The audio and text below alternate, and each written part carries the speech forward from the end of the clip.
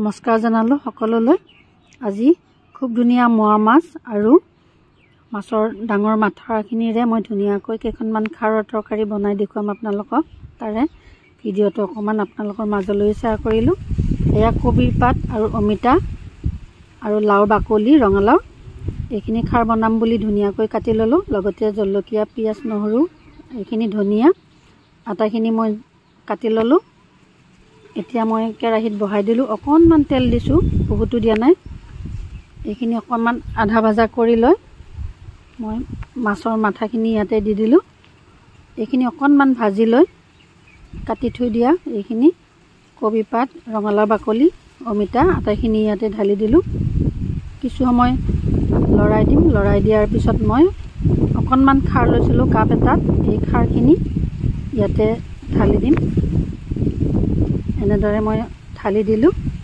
এতিয়া ভালদৰে অকণমান লৰাই দি নিমখ দি ধুনীয়াকৈ এখন ঢাকনি লগাই দিম। অলপ সময় লৰাই দিলোঁ ভালদৰে। আটাইখিনি মিহলি হোৱাৰ পিছত ঢাকনিখন দিলোঁ। এয়া আমাৰ সিজি ধুনীয়াকৈ হৈ গ'ল।